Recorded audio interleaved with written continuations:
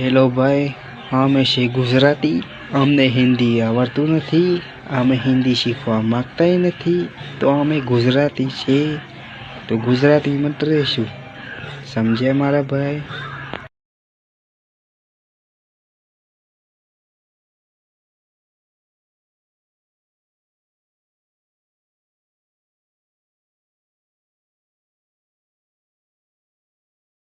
Hello ભાઈ, અમે છે ગુજરાતી. અમને હિન્દી આવડતું નથી.